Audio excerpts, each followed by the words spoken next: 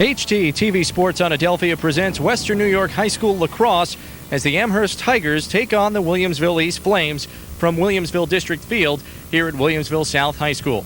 Hello again, everybody. Chris Brown along with Mark Collins as we get set for another rivalry, Mark, and even more important than that, contest. Well, this one should be a great game right here, Chris, because these two teams are very familiar with one another from both the coaching perspective and also the player perspective.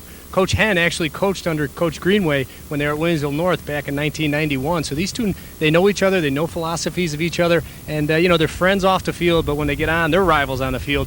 And it's the same way it goes for the players. These players know one another. They play against each other in the winter. They face each other twice a year. And I'll tell you, Williamsville East, Williamsville South, Williamsville North, you think that's the rivalry? No way. Amherst, Williamsville East right here. This has really turned into a big, intense rival. And while this is a rivalry, more importantly, it is a huge game for the Amherst Tigers, a team that got out of the gate slow to start the season. They need this win. Oh, there's no question about it. This is a critical game. They are 2-5 right now in the league. They have to finish over 500, and if they have any hopes in playoffs, this is a must victory for them tonight, and a tough task because Williamsville East deep, very talented. And we'll get into just how talented that team is in a second. But first, we take a look at the Amherst Tigers and what they need to do to get that important win today and improve their playoff chances. Well, there's one way of keeping the other team from scoring, and that's keeping the ball away from them. So that's key right there, possession, and that comes with the face-offs. And they're very fortunate to have one of the best here in Western New York in Matt Harris. He is just a great face-off man. And what makes him so great is he has three techniques. We can look at him right there, junior midfielder, 6 foot. He has three techniques, Chris. He will use each and every one depending on his opponent's strengths and weaknesses, so he can change it up. And it's also critical because when he's facing off, the other team, East, will have to come out with a defensive look, and they'll keep their big guns off the field. Well, that's part of Amherst's plan today. What's the rest of the plan for Amherst to get the W? Well, we talked to the players earlier this week, and, we asked them, what are your keys? What are the most important thing? And, the first thing they said is really patience. They have an offense that is, their coach structures it to be very patient, and it's designed to, get the ball around and look for good opportunities, high-scoring percentages, and not look for your first shot. So they have to be patient tonight, and they will get the good looks. And then secondly, the transition game, so key for them on defense to get back in the hole and do not let Williamsville East get those fast break opportunities and easy goals. And then the third key right there is clears, and that is probably the most important key right now, because if they don't execute the clears in their own end, Williamsville East will pick the ball up and it'll be in the net in no time. Well, we said we'd get to the Williamsville East squad. We take a look at them now and what they need to do to get a W today. Well, Williamsville East, this is a very talented and deep team. Like we said, not really one big all-star, but they're really a balanced team, scoring-wise, from the attack and the midfield. They have a lot of weapons, and they have 5 guys on their team with Bodkin, Duggan, Prague, and Neward. These guys have all played, since 6th, 7th grade together, and I'll tell you, that is where it comes from. They know where they're going to be at the, on their cuts and in their passes. They're really in sync. Call them the Fab Five. Really a tough team, and they can really put the ball in the net. Well, you talk about how deep and talented this roster is and the fact that they have played together for a long time.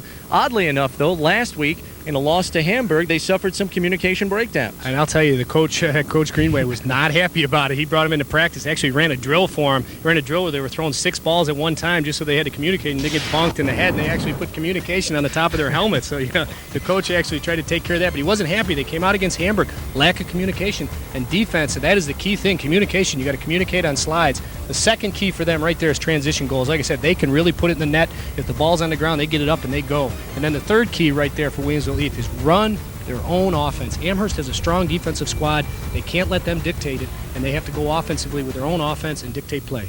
Well, those are the keys to the game for both squads. Now we take a look at the telling tales for each of these two teams. What are those, Mark? Well, when we talk about Amherst, in their years they've had the scholar athletes there, so the giveth and taketh away. They have to definitely not give the ball away today, because Williamsville East will put it in the net, as we said, and they also would like to take a few away and get a couple other scoring opportunities for themselves. And then at Williamsville East, we talked to Coach Greenway. He said ground balls is the key for us. We get 50 a game, we win games, and they have 3 guys that are leading ECIC in ground ball percentage, so they're very tough on the ground balls. That's key for them. We'll have starting goaltenders and first quarter action in just a moment as we get set for another high-octane rivalry here on HTTV Sports Sticks of Lightning.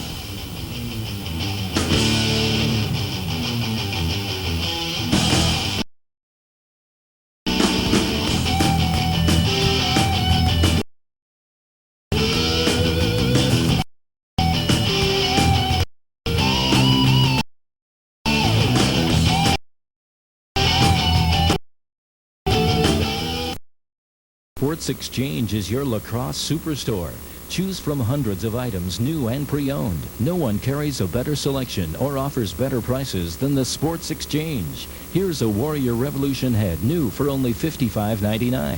Need gloves? Here's STX Catalyst for $74.99. New Cascade helmets, only $98. Bring us your old equipment to sell or trade, and we'll help you upgrade on the spot. Come in today and mention this TV ad for your free gift. Shop where the pros shop. Score! Specialty Sports, the practice equipment supplier of the Buffalo Bandits. You'll find lacrosse sticks, pads, and helmets featuring such brands as Brine, STX, Warrior, DeBeer, and Sport Helmet. We also string and dye sticks. Check out our service department. Where? Score! Specialty Sports at 8216 Transit Road in the Kmart Plaza. Score! The largest lacrosse selection in Western New York. Score! High school lacrosse on Adelphia HTTV is brought to you by the Sports Exchange, your lacrosse superstore, located at 2321 Millersport Highway in the Gettsville Plaza, and by Score Specialty Sports. Shop where the pros shop.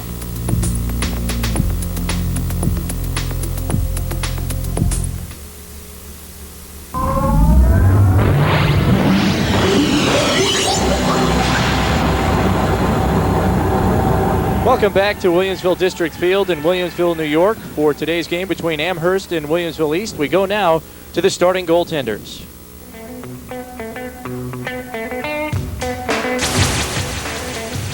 Starting in net for Williamsville East on the day is Mike Otochowski, and for Amherst, Andy Kerr.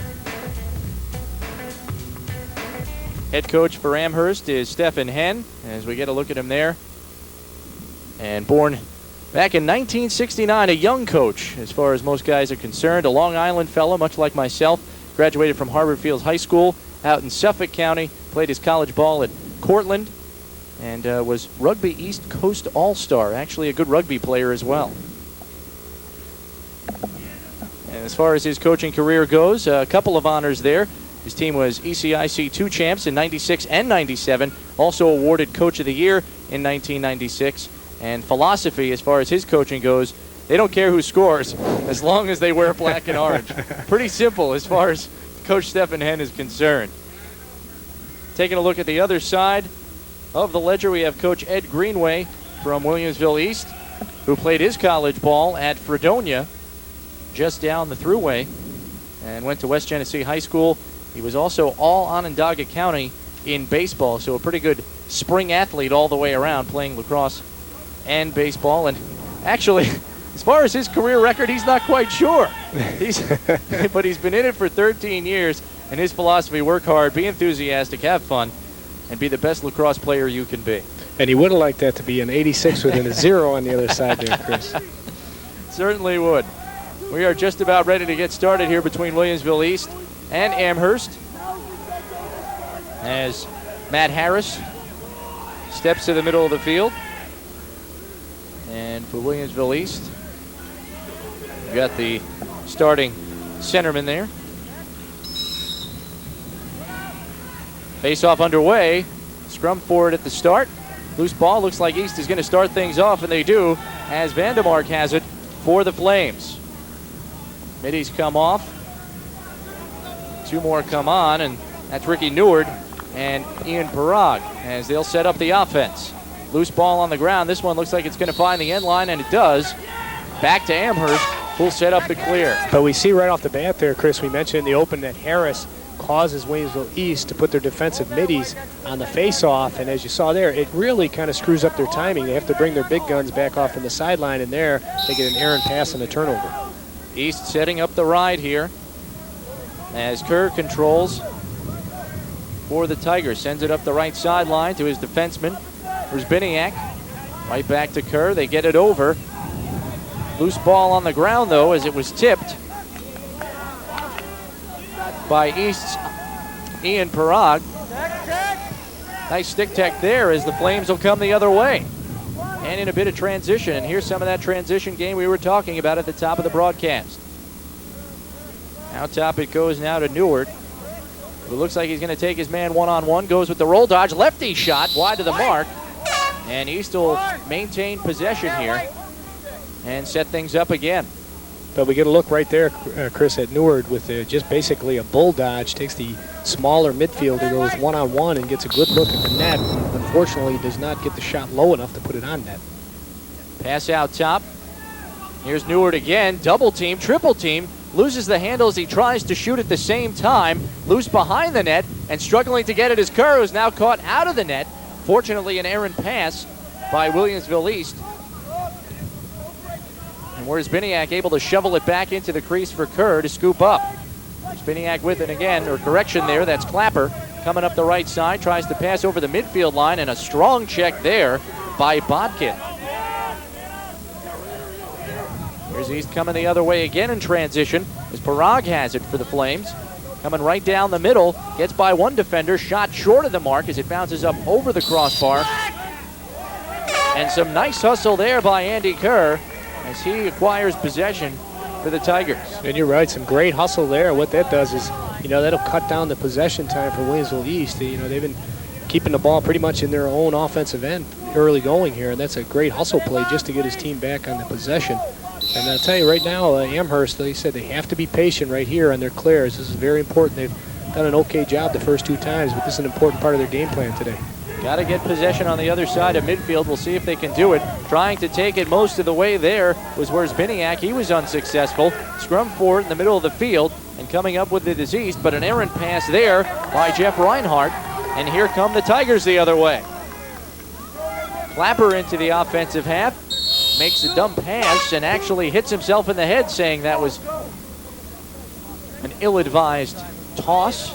And that's what we're talking about, Chris, about patience. They've done a nice job bringing it out of their defensive end into the midfield area, but they're not patient enough once they cross over to settle down and get it into their box. I mean, they've had a couple nice opportunities when they get it over the midfield line, but they haven't settled down and been patient enough to make that easy pass. Clapper, his own worst critic there. He was actually hitting himself in the helmet with his own stick after making that decision. That pass that ended up over the sideline. He's coming back the other way, right on the doorstep, and a nice save by Kerr on the shot there by Reinhardt. And what an opportunity that Reinhardt misses right there. A nice pass by Bodkin right on the goalpost, right on the step of the goalie, and he misses the pass. Here comes where it's Biniak the other way. Now loses the handle. Controlling there is Weil. And Amherst will finally get to set up their offense. And you see Weil, he takes his glove and just tells the rest of his teammates, simmer down a little bit. Let's be patient here. Here's Lagmani taking it behind the cage. And Coach Ed Greenway shouting from the sidelines, make sure you run with him. Don't give him extra space. And you can see defender there. You can see that he's closing the space, keeping it very tight, Mark. But you can see Lachmani, he's really shifty. He's quick with his stick and quick with his feet. That was actually Ryan Neward on the coverage. As the ball goes now to Matt Harris. Gets it inside with a loose ball to the right of the goaltender, and he picks it up. And Odachowski will come the other way, venturing far from his net here on the clear and not getting much defensive pressure. Tried to make the pass over the midfield line. And here comes Kerr out for his stick check, caught out of his net. Ball still loose, flung out of the defensive area, but East has it again. Here's a cross-field pass. Misses the mark, though, as Parag can't find it. And Spillman bails his goalie out there. The goalie comes way out of the net. He actually had to, Chris. It looked like it was going to be an easy one-on-one. The goalie made that decision to come out. A good decision. He gets a little piece of the offensive player. And here we'll see Spillman with a nice check right there to give his goalie time to get back in the net. So good defensive play by Amherst. And as we said in the opening, that is one of the strengths of this Amherst team is defensively. Timeout on the field as we have no score here early on. First quarter between Amherst and Williamsville East. And Amherst trying to set things up there, and he talked about being patient. Let's listen in to Coach Ed Greenway. As a team. Right now, we want the ball in here. We're running motion, move the ball. All right, Ryan Bodkin, you go behind. Ryan Neward, you're attack here. Rhino, you're off. All right, CJ, you run with that first midi group. All right, offensively, guys, be patient. Move the ball. If you don't have the first cut, you pass it to the outlet. Come on, let's go. Well, you heard Coach Greenway there. Yeah. Looks like Bodkin's going to run things from behind cage. Yeah, I think what he called that timeout is, just wanted to settle his team down, and he wanted to get the ball into the stick of one of his big goal scorers, and that's Bodkin, and he's going to let him go behind and pretty much go on an ISO. You'll see Bodkin, if he beats his man, you look for someone to dump off to because the defense has to slide. But this kid here, he's their big goal scorer, and usually one-on-one, he's tough to beat. They're going to start from the side and get the ball back to him behind the net. Neward gets it over to Parag, now back to Neward, and there it goes to Bodkin behind cage. Back out top. Controlling there was Ricky Neward. Now back to Bodkin, looking for a man on the crease, and he finds him. Shot, score! A beautiful look. And that's just the way that Coach Greenway wrote that one up in that timeout right there. He said, let's get the ball around and then get it back in Bodkin's stick. Because like I said, he's the big goal scorer. You got to respect him, Chris. And he didn't even actually come around the net to draw anyone. He just saw his man wide open and was, alert enough just to get the pass over there. No one on him with a nice quick stick in front of the goal. Looks like it was Ryan Neward on the goal. But what a nice pass. It is Neward. It's a nice pass right on Neward's stick, right to the left side. The goalie did not have a chance because the goalie, knowing that Bodkin is a big goal scorer, has to give him some respect and have his head on the swivel there. So nice one-time shot as well there, Mark, not giving the goaltender enough time to adjust. The shot was already off by the time Andy Kerr turned around. Yeah, you're exactly right. There's, that was a little bit of a quick stick there. There's the quick stick and the quick wrist shot. That's a quick stick, and as you said, the goalie's got his head on the swivel, had to turn. That's the time you pull that quick stick and just fire it in the net. A 1-0 lead here for the Flames in the first quarter, as Amherst won the face-off. And they'll try to set things up offensively here, see if they can get themselves a scoring opportunity. And what they want to do is, here's Burkholzer here. He's one of their big goal scorers. And usually a mismatch, he's so big down on the crease, it's tough to defend him.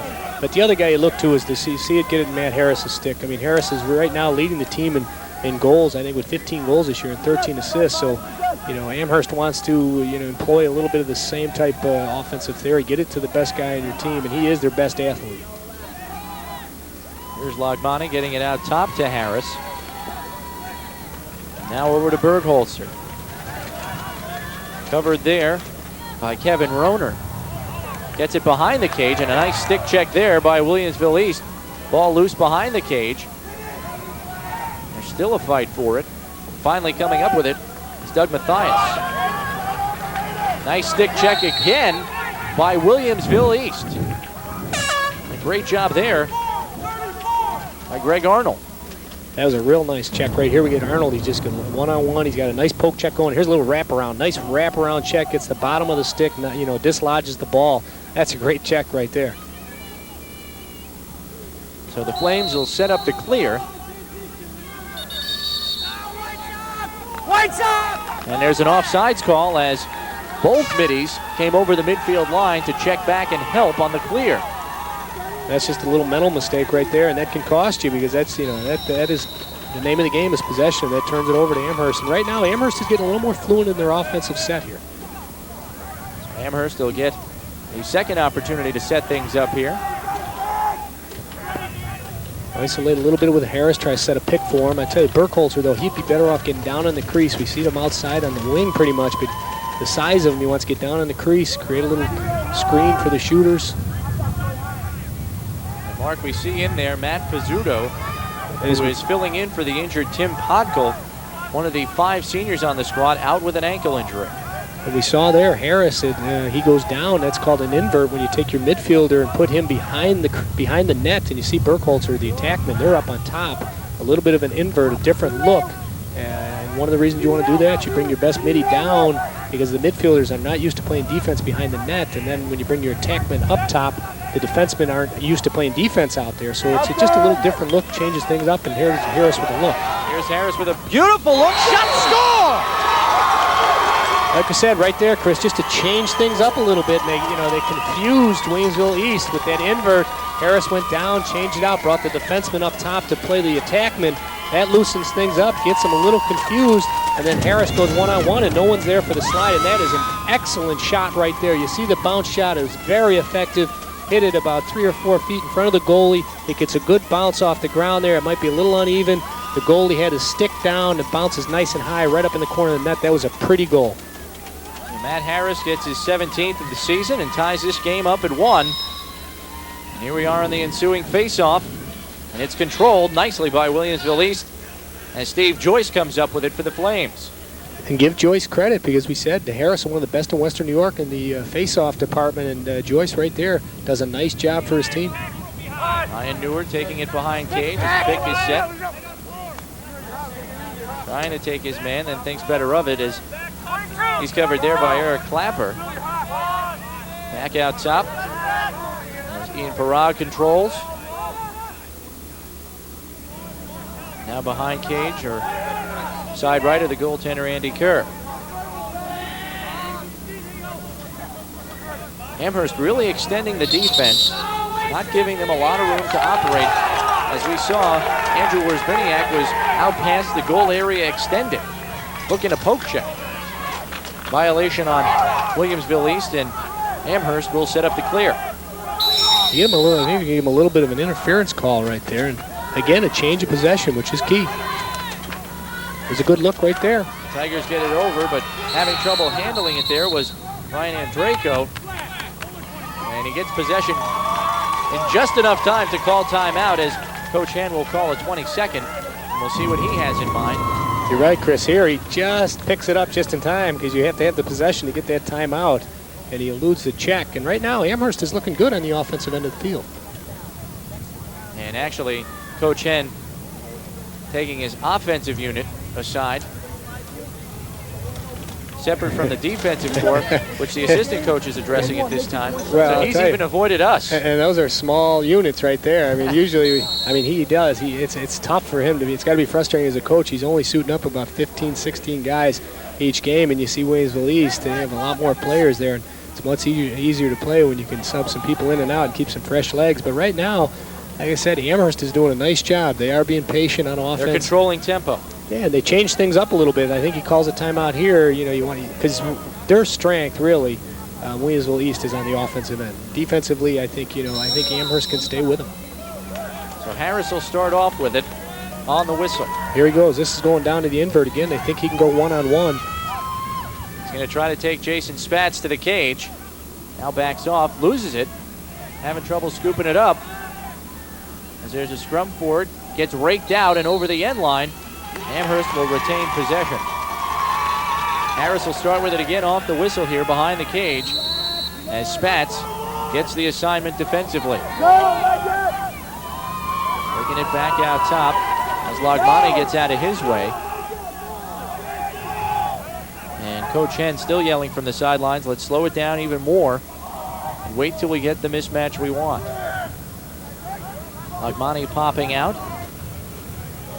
And as you see, they're running it from the side. They're using their middies, and they get a little activity on the crease. They have the two attackmen down on the crease, just picking for one another and changing sides of the net.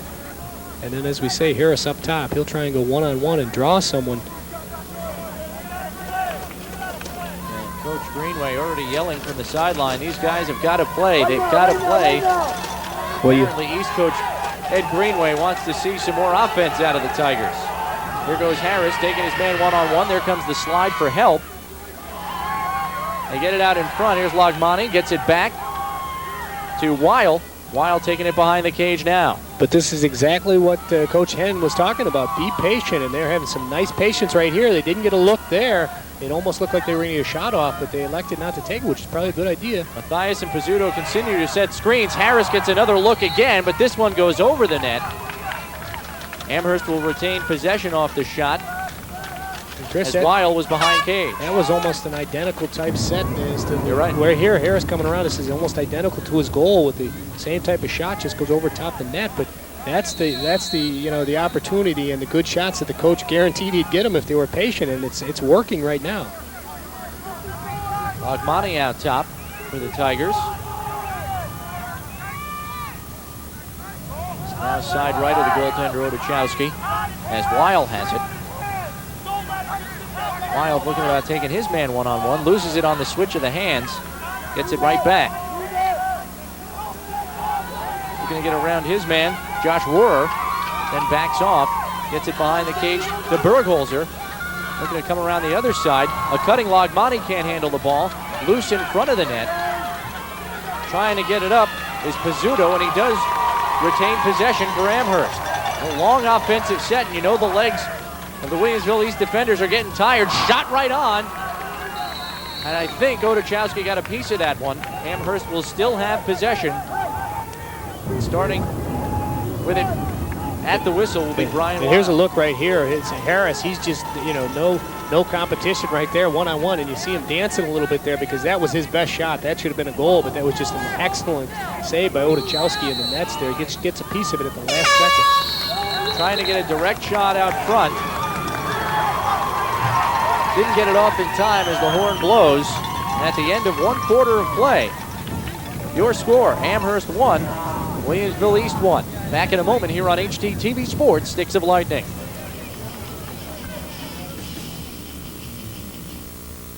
The Sports Exchange is your Lacrosse superstore.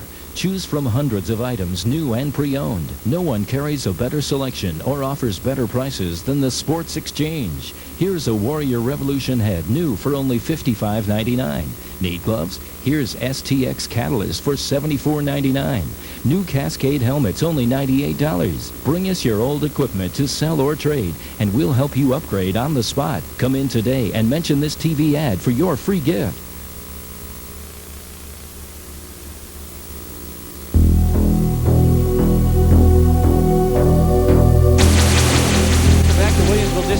Chris Brown along with Mark Collins as we get set for second quarter action, and the fans fans are tattooed. I know their mothers are hoping that those are lifetime decals there. I'll tell you one thing. I'm sure they're temporary. At least let's hope so. Otherwise, those could make for very ugly wedding photos later on. Yeah, but a lot to cheer about for Amherst in that first quarter right there, Chris. I think they really dominated the play early on. Williamsville East had the ball pretty much in their offensive end, but Amherst really came on strong, and the game plan is working just to be patient, control the ball, and really wait for your good shots. And the good shots are coming from number 13, Matt Harris.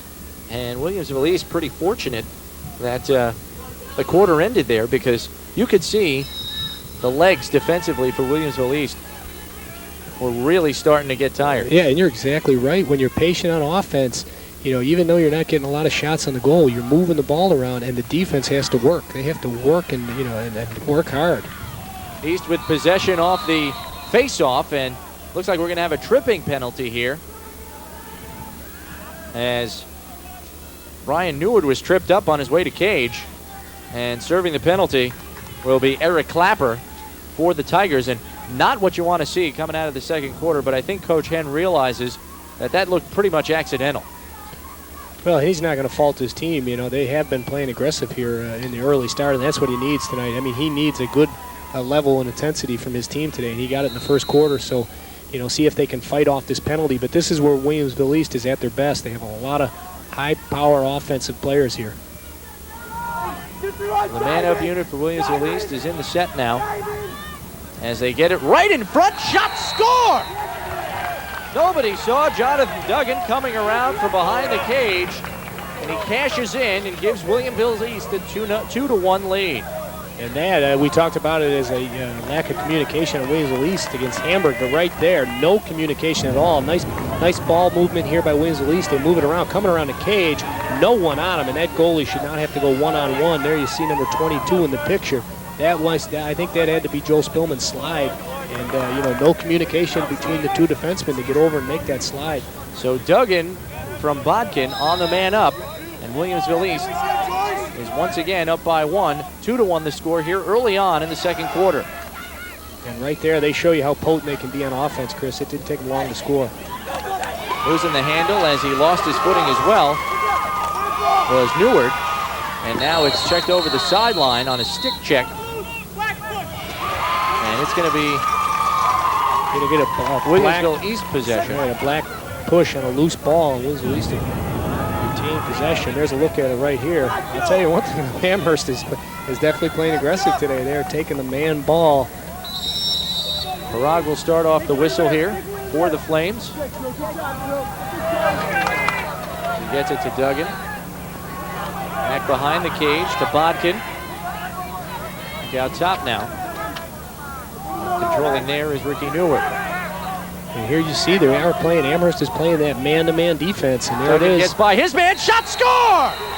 2 straight shots by Jonathan Duggan and 2 straight goals. It's a 3-1 lead for Williamsville East. And again, they just show the firepower they have on offense, and individually, some great players. And Duggan right here, this is just a mismatch. He takes his man one-on-one and Spillman again. And like I said, when you're playing one-on-one, that's the danger right there. If you get beat, you got to make a quick slide. But when you're playing man-to-man, you've got your own man, and you're not going to be able to slide as quick as you would be in a zone.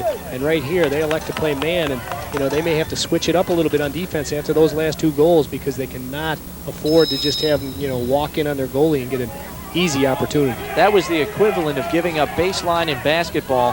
He almost overplayed him too much. Actually, he did because he got right by him without as much of a stick check.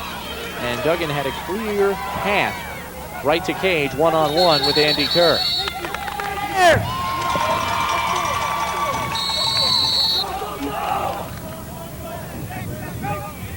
Here's Amherst with possession as they finally get it on to the other side of midfield, probably for the first time here, Mark, in the second quarter.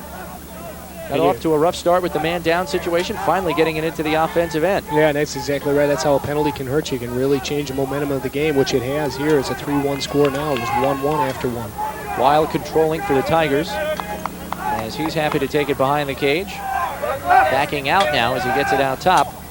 Controlling there is Pizzuto. Rolls by his guy, gets in front of him, gets him on his hip. Has to dump it, though, as the double team slide comes over. And now a push from behind, but no call. And Bergholzer with it out top. Finds him on the doorstep, and not able to hold it was Doug Mathias, who lost the handle. But Amherst maintaining possession here. Pizzuto with it now for the Tigers.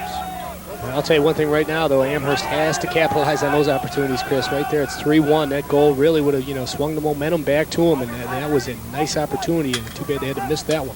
Great look by Bergholzer, who found Mathias on the doorstep, but the freshman couldn't handle it. Amherst really packing it in now in front of the cage. And a nice stick check there as Brian Weil lost it. We have a whistle.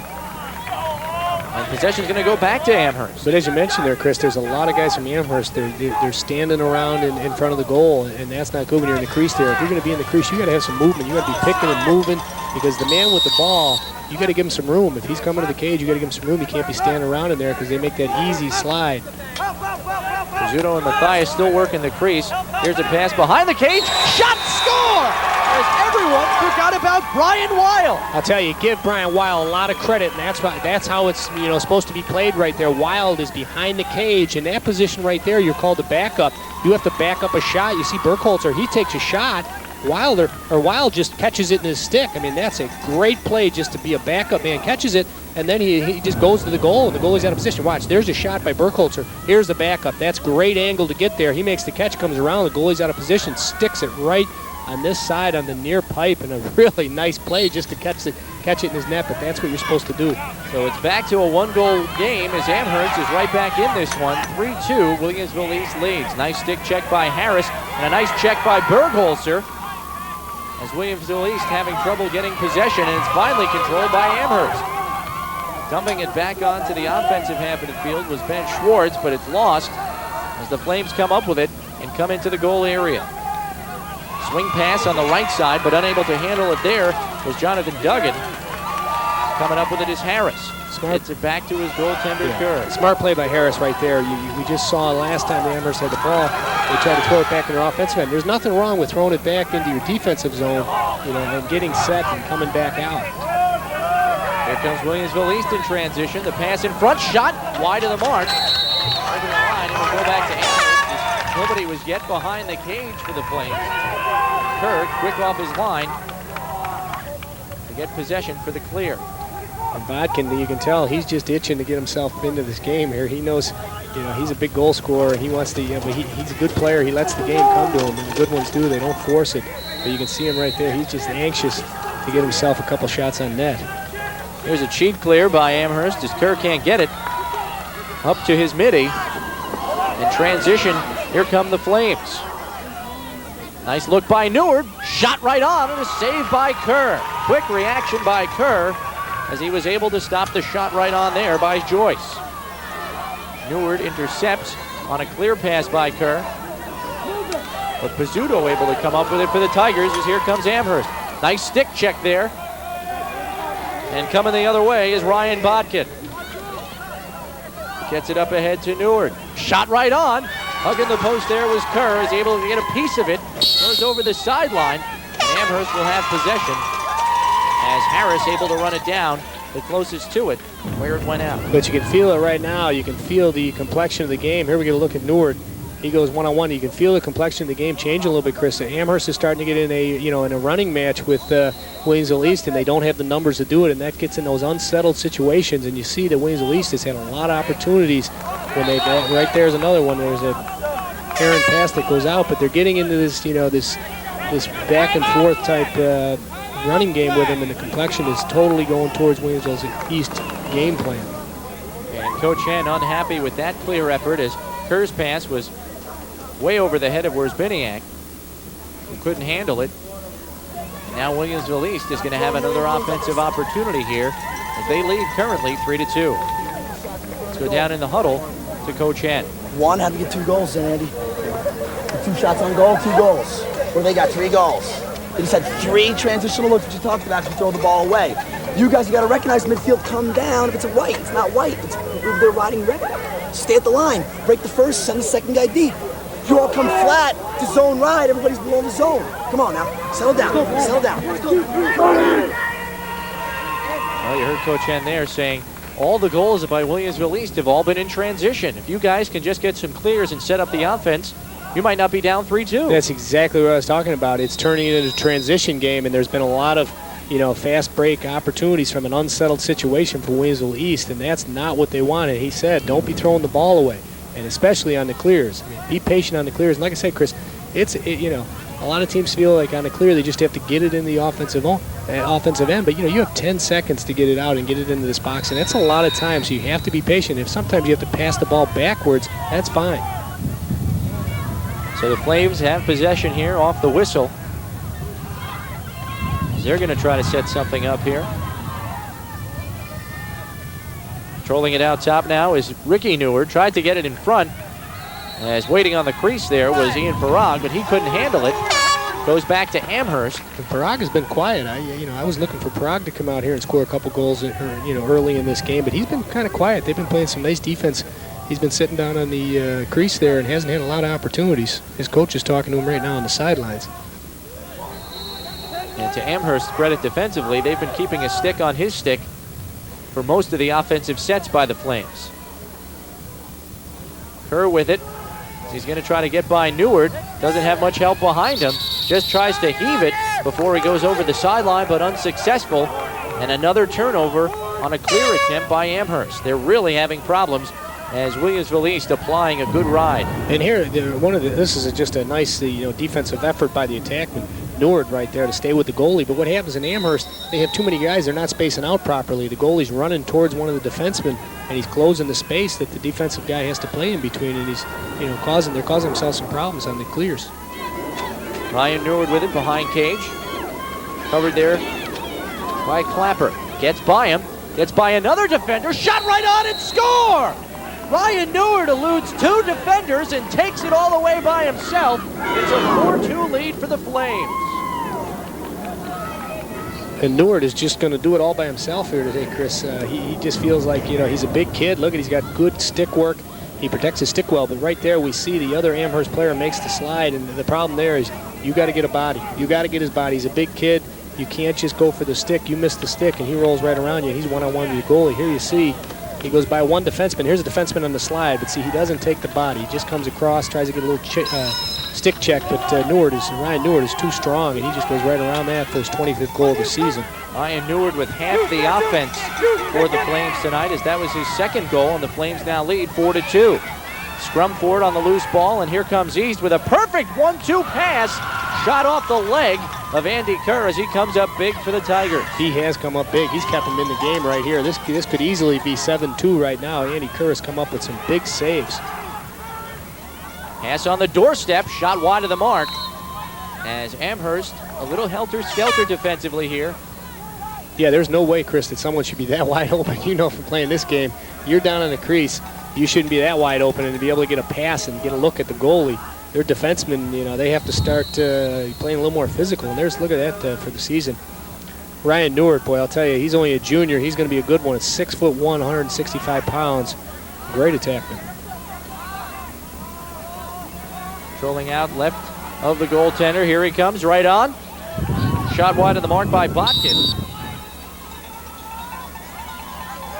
But again, Chris, the defensemen are they're not getting enough of the body on there. They're not strong enough just to keep the stick and and control them with the stick, and then you got to get a little body on there. And that's Megan. He's a little light as a defenseman. Side right of the goaltender, Andy Kerr. As Neward looks like he's going to try to take his man one-on-one again. As he's kind of had his way with Clapper. Momentarily lost, but getting it right back. As Williamsville East, as Vandemark tried to find somebody in the crease area. Unsuccessful. And now trying to scoop it up, and successful in doing so was Botkin. Botkin going to take it behind cage. Tried to find somebody on the crease. And now a timeout by the Flames as Coach Ed Greenway is no doubt going to set something up here as we come down into the closing minutes of the first half. I think Ed Greenway wants to say, hey, listen, let's settle down. Let's run a play. Let's get a good shot. It's getting a little helter-skelter out there because the defense isn't playing that good. Everyone wants to get in front of the net and try and get a goal.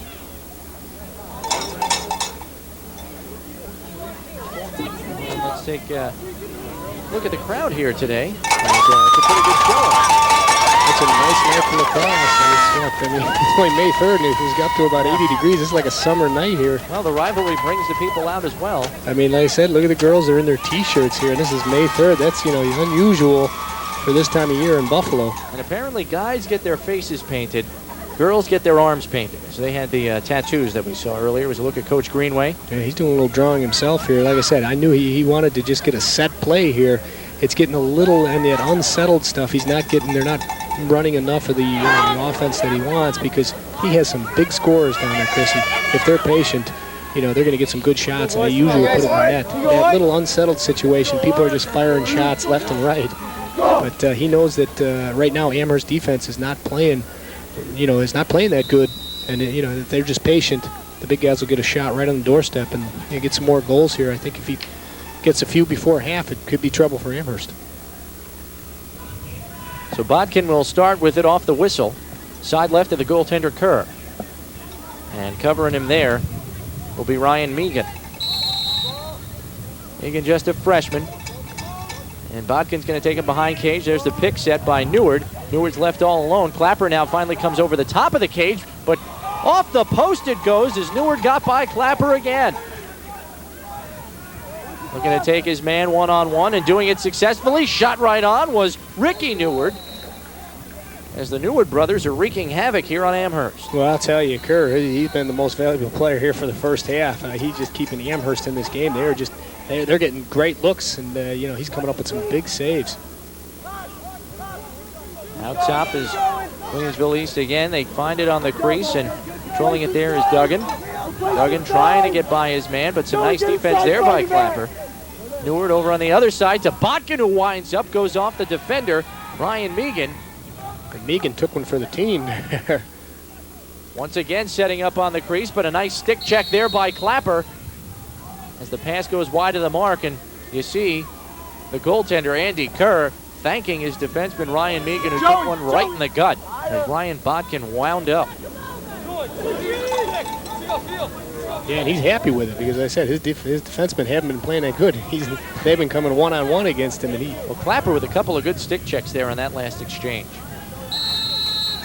East with it off the whistle again. And happy to run behind the cage is Duggan. Looking to get around his man and find somebody on the crease. Couldn't do it. Gets it over to Botkin. Tried to get it out front, but a nice play by Kerr, who got his net up. And he'll set up the clear. Errant pass, though, to Clapper. Clapper able to scoop it up and going to run with it here as he's pursued by two Flames attackmen. And just as he gets over the midfield line, a timeout is called by Amherst as Coach Henn, no doubt, is going to try to set up some offensive set. He's actually asking the scorer's table how much time is left in the half. He wants to see if he can set something up here offensively. That was a good play right there by Eric Clapper. I mean, it wasn't a great pass from his goalie, but he manages to get it into a stick and get it over the midfield stripe, and they get a good timeout. So it's a big possession for Amherst. Let's listen in to Coach Hen, see what he has in mind for his troops here on this set. Cross cuts, pops off the crease, short sticks down low. Be willing to be cut hard, run through the ball. Don't throw off your back foot. Come to the ball. Do not go until we call the play. It's either going to be power one again, you got to run that curl late, or it's going to be curl 24-13. One of those two. Curl 24-13 or power one on the call with 3. All right. Come on, boys. Hold it. Well, I'm having trouble hearing those guys. And Coach Hen, for that matter. But no doubt, with limited time left here in the first half, they're just going to look for one good shot, but shoot it with enough time, no doubt, to get a rebound opportunity. You would think. Well, the other thing is, too, just in the, you want to use your half. You want to use up your timeouts in the half. I mean, especially with Amherst, I mean, he wants to keep his players as fresh as possible. So, don't waste them. Go ahead and use them. And a goal would be huge here for the Tigers. It could cut this lead to 1, and I think could give Amherst a good feeling heading into the locker room at half, just down a goal. There's no question about it. I mean, Andy Kerr has just weathered the storm down here in the nets for Amherst, and if they get one here, it would be a big lift for the team. Harris taking it around the right side. Now taking it behind Cage, is getting out of his way is Brian Weil. Off in the corner by himself. Now clearing out and cutting to the cage. Pizzuto. Harris still out top with it. They're just happy to kill some time here. It's over to Pizzuto. He's going to run his man behind the cage. Laying the body on him nicely was Adam Thomas. Gets it out top to Lagmani. Lagmani could be taking his man one-on-one as Amherst goes into the 1-4-1 set. Now Lagmani heads out on the wing. Gets it in the back. As with it there is Matthias. Drops it and gets it right back. We're going to get around, but some nice defense there by Greg Arnold. That is great technique by Arnold with a nice poke check. Keeps his glove on the back, pushes him off a little bit. Here comes Harris. Side right of the goaltender, Oduchowski. Now brings it out top. Looking to take. There's a flag down. There's a delayed flag. Bergholzer with the shot wide of the mark. Amherst will retain possession unless this violation is against them. You got a slashing ball. So Amherst is going to go into the man-up situation. We haven't had a lot of penalties here. It's been a well-played first game in respects to not a lot of penalties. Here's a look at it right here. They get him on slash. I'll tell you one thing.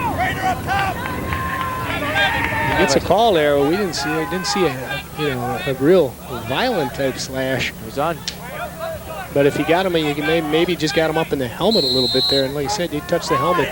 Doesn't matter. They may let a little brush go, but usually they're going to get the flag. And that could have been the case right there, but not many penalties. It's a well-played first half, both teams. Jason Spatz will serve this one. And that'll do it for the half, as there was only 2 seconds left. So in the start of the second half, Amherst will have possession on the man-up situation. Right, just wanted to hold on to the ball and come out in the second half. And like I said, weathered the storm well there with Andy Kerr in the nets, and they got to feel good about the first half, Amherst. So your score at the half, Williamsville East 4, Amherst 2. Back with some halftime statistics in just a moment here on HGTV Sports, Sticks of Lightning.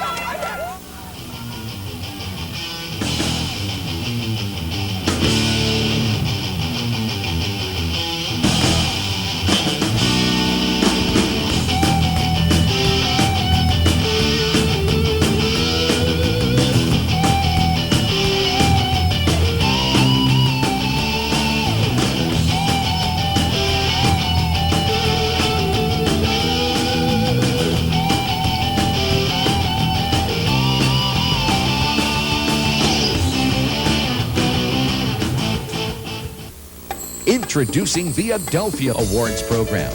All summer long, you and your family can enjoy Western New York's most popular events, like Bison Baseball, Wings Roller Hockey, Six Flags Darien Lake, and the Erie County Fair. All with exclusive discounted offers available only to our customers as part of this new Adelphia Awards program. Watch for a special mailing in this month's bill or call 1-800-367-6900 for details. The excitement of high school academic quiz competition has returned to Buffalo television. It's Masterminds, and it's only on Adelphia. Watch every week as the top scholars from your area schools battle it out in the varsity sport of the mind. And if that doesn't quench your thirst for knowledge, test your wits by playing the Masterminds Web Challenge.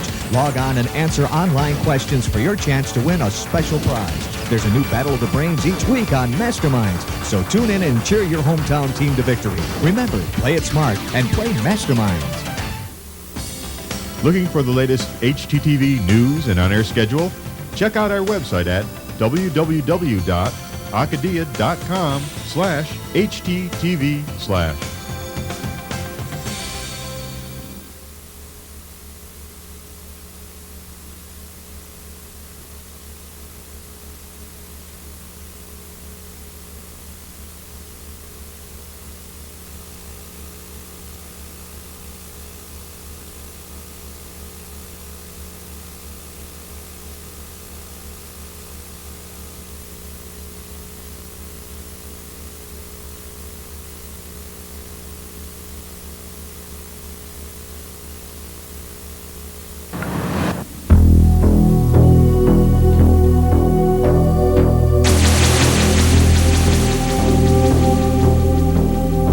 Back at Williamsville District Field, Chris Brown along with Mark Collins, where your score at the half as we're set to begin the third quarter. Williamsville East 4 and Amherst 2. And we look at the crowd, which is fired up and ready for the second half. But before we get to the second half, we take a look at some halftime stats, Mark.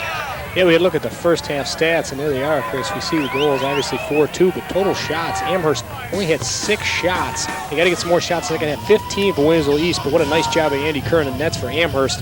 I'll tell you one thing, ground balls are pretty even. Face-offs, that right there, 7-1. We talked about that as Amherst being that their strength. That hasn't worked to their advantage, and the man up, only 1 penalty.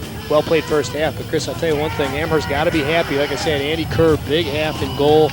Really kept them close. They need some more opportunities on offense here in this second half. And his defense started to tighten up around him also as well. Eric Clapper playing a good defense there in the second and latter portions of the second quarter. But we're underway now in the third quarter, and if you remember, Amherst starting here in the man-up situation and no doubt anxious to get a goal and cut the Williamsville East lead to 1.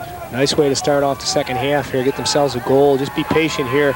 Get some high percentage shots is what the coach wants, and this is, you only need to shoot once to score. Harris with it out top, looking to get a crease pass inside, but can't find Bergholzer. It was knocked down by a Williamsville East defender. And Harris lucky to get that one back. That's not what you want to do when you're on a man up. Back out top to Lagmani. Harris with it. Now back to Lagmani. Behind Cage, as controlling it there is Weil. Gets it out front, and the shot right on, and a vicious check from behind. And no foul is called. I'll tell you, yeah, he's going to call. He's going to. Oh boy, I'll tell you, he's not going to call anything on that. The flag didn't come out. I thought the ref was going to call something, but puss, he looked like he was looking right at him, because after Berkholzer lets that go, he gets leveled with a cross check. Watch right here. Watch this cross check from the back.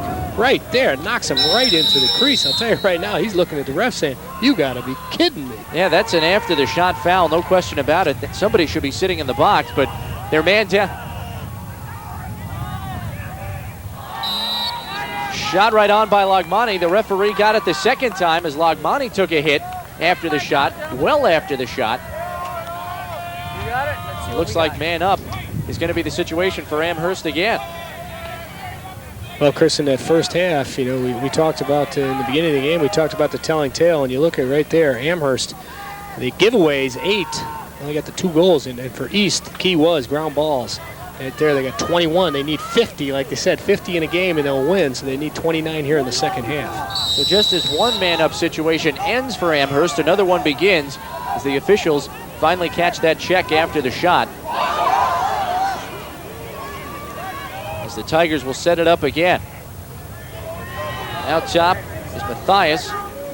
Right now, GC! As he was playing catch there with Harris. Now they get it over on the other side. Yeah, move the ball with it. Yeah, want to move it a little bit more than that and get the defense moving and make them move and make them change positions here, and then you get yourself some open cutters. Coming right in on the net there was Weil, who got the shot off, but not a lot on it. Now there's a fight behind the cage for the loose ball. As Matthias is trying to rake it out. And we got a push from behind towards the Williamsville East. So Weil will start with it off the whistle. Rag looking to come on. There's a shot right on in front of his screen, but it actually hit an Amherst player as Pizzuto was hitting the leg with the shot. But still, like you said, nice job by Pizzuto just to get in front of the net there with to screen that goalie when you're shooting from that far out, which Harris was. You need that screen. There's a pass in front to Bergholzer. Shot, score! Right off the whistle.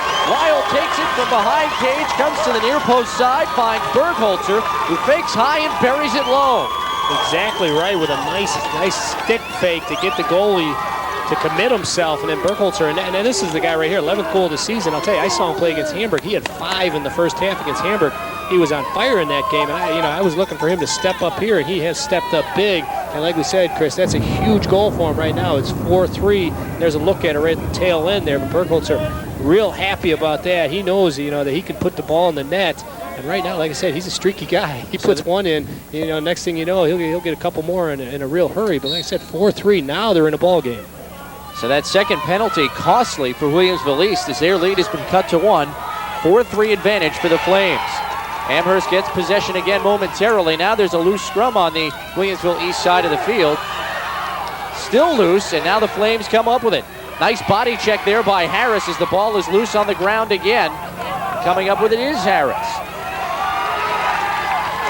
Amherst making a couple of substitution changes as Lagmani gets on the field, as does Pizzuto. And Harris will set things up again, telling everybody, let's just be patient here. And now trying to direction some of the younger guys on the offensive unit. Weil with it. Looks like he's going to take it behind the cage. As covering him there is Kevin Rayner. Back out top, Harris with it. Looking to take his man one-on-one. Now backs it out.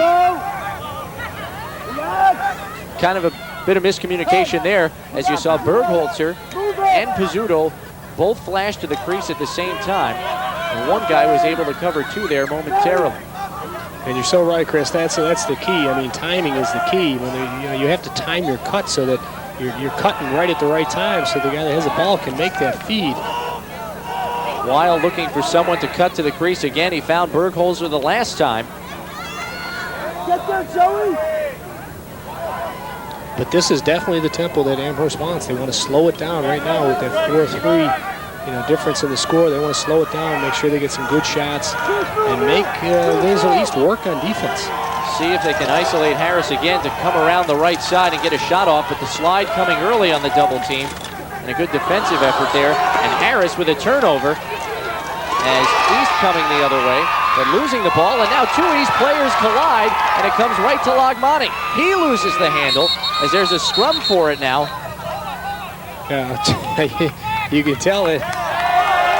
Oh boy, they're gonna get a change of possession on that with the push. But Williamsville East, watch this right here. Oh, that's the hardest hit of the game. Unfortunately, it was on your own teammate, Kurt Vandermark, laying out his own player. Actually, Vandermark ends up on his back too. And East with it.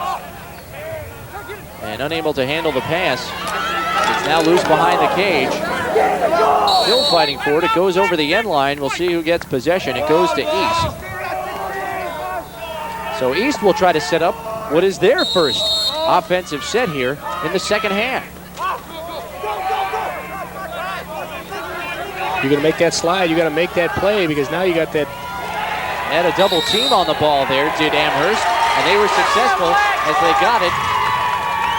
They win possession on the stick check, which goes over the sideline, and Amherst a fired up bunch right now. Well, they came out here in the second half, and you're right, Chris. They're just, basically just taking it to Williamsville East. I mean, Williamsville East has been, virtually non-existent on the offensive end here since early in the first quarter, really.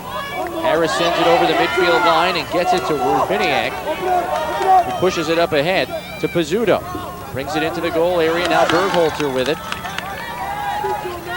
See what he's got in mind. He is a one-on-one guy, a good dodger, says Coach Hen. get it to Harris. But again, Chris, with Bergholzer, you saw where he got his last goal. It was right in, close, tight to the crease. And, I got to say, with his size, he's got to get down there closer to the net. Harris's defender falls down, doesn't elect to take a shot. Pulls it back out top. Harris, very patient player. He's got a great stick. They haven't taken the ball from him all day long. Here's a little isolation. They're going to take his man one-on-one. Here comes the double team on the slide. Check to the mask, and no call is made. As some of the Amherst fans calling for a penalty. I like that. I like when the refs let it go a little bit, let you play a little bit. Bergholzer looking to get by Rayner, but unsuccessful to this point. Yeah, but see, he's no threat way out here. And now stick check. There's a nice defensive play by Rayner. That's exactly what I'm talking about. He's no threat way out there on the wing, and he's not that quick. He's got to get himself closer to the goal, get down on the crease. And here comes East the other way on a transition and a bit of a fast break. Nobody picking up. And the shot right on, the save by Kerr. It's on the outside of the net in the crease. As walking in, virtually untouched, was Adam Thomas. Shows some great speed on that by Thomas. There's a hit there. Finally, there's a flag right there. Game is definitely getting a little rougher right now. Kurt Vandemark with a blow to the head. There's a nice save by Kerr, and it bounces just wide of the post. Yeah. But I'll tell you right now, we get a little look here. Right, see, here's Bergholz. I said this is a nice, real nice right here. He doesn't protect the stick. See, he's got a way up top there. Nice stick check, take it away from him. Great play right there by the defenseman for East. I'll tell you, game's getting a little physical right now, Chris. Kurt Vandemark charged with the penalty as he got a piece of Matt Harris's head on that check with his stick. So once again, Amherst goes into the man-up situation. They were successful the last time.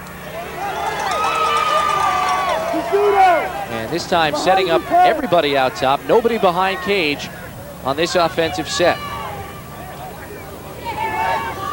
It's kind of a 33 look as the shot is wide of the mark by Lagmani, goes over the end line. That's a good shot. He's right now on the team. He is the one. I mean, he's not the biggest guy, but he has the most powerful shot from out there. He's got a real gun from out there, and that's a good shot. The only risk you run in that 33 is you don't have a guy behind the net to win back possession on a missed shot. There he is. Here's Lagmani firing, blocked in front by someone. Just talked about it, Chris. They set him up for the shot. He has a big gun there, and he comes around and gets a good look. Amherst will retain possession on the kick ball. Lagmani right there. He's a little bit winded after those two attempts on his. Actually tied a school record mark with 7 goals in a game this season. Weil out top to Harris. To Weil. They get it out top to Lagmani. Looking right on the doorstep to Bergholzer. Lost the handle, and it almost trickled in, but scraped out. He's going white here. And I'll tell you right there, Bergholzer, that's where we talk about him. That's where he's most effective right there, Chris. And someone puts a nice pass right on the stick, but he makes a big mistake here. Look at, he puts his stick down low. See, when you go down low like that, he does lose the ball a little bit, but when you're bringing that stick down low, the goalie knows where you're going. He's going to cut that angle off. You want to keep it up top there, either fake high or fake low, but look, he drops his stick. Look at the defensive effort by Greg Arnold here. It's bounding toward the net, and he checks it out of the crease. He rakes it out of the crease. It could have gone over the goal line. Here's a turnover by East as Bergholzer is fighting with 2 defenders. Foul call on East, and Amherst has possession back. They also have the fans in this game right now. The Amherst crowd is really behind it, supporting the Amherst Tigers. And I'll tell you, the adrenaline is pumping for them, and they're definitely winning this battle here in the second half. Here's Bergholzer just working hard at the ground ball here, and you're going to get a call on Williams go East because of the hard work. There's a shot right there. It takes his hand off the stick. Got to keep your hand on the stick. Both teams at even strength now as Weil will try to work it here for Amherst to get him into their offensive set. Controlling it side left to the goaltender Oduchowski, and now taking it behind the cage. Lagmani way out top. On the crease is Bergholzer, and joining him there is Pizzuto. Pizzuto working off the Bergholzer screen as Harris controls out top. Top right of the goaltender Oduchowski.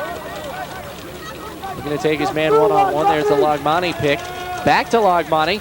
Thought about winding up. Gets by his man. Takes the shot wide of the mark. And Amherst will retain possession. And Lagmani looking for a call there. Looked like he got one on the top of the helmet. But like I said, I like to see it. The refs are letting this one go, and this has been a good game, a really competitive game, and right now the intensity level is rising. Weil with it. Now out top to Lagmani. Looking to take his man one-on-one. Checking into the crease and checking back out as Matthias gets by his man. The shot right on, score! Amir Lagmani cashes in, and we have a tie game. I'll tell you, give this kid a lot of credit. That's his 24th goal of the season, and he's an underclassman, Chris. But like I said, Coach Hens said, hey, this kid last year really proved himself that he can score a goal, and he has a big shot right there with a nice dodge, a nice little face dodge, goes over, and what a nice, that's a pretty shot right there. I'll tell you, he puts it, look at this shot right here. Nice follow through over the shoulder with a good spin on off the ground. And I'll tell you, is he an excited kid right here? He's just up in the air, jumping up and down. They called his number 3 or 4 times, didn't put them all in the net, but right there gets a nice angle on it and just fires it home. We are tied at 4 here between Williamsville East and Amherst, and this is a game that Amherst has to have. As we mentioned at the top of the broadcast, Amherst out of the gate slow to start the season. They virtually have to run the table to ensure themselves of a playoff berth. And right now in the league standings, 2-5 for Amherst. You'd think that they were the 5-2 team that Williamsville East at the top of the standings in ECIC. But I'll tell you right now, give them a lot of credit. Defense playing well, offense really rising to the occasion here, and a nice goal. Ryan Neward controlling for Williamsville East. We'll have to see if he can have as big a second half as he had a first half. He had 2 goals in the first 2 quarters.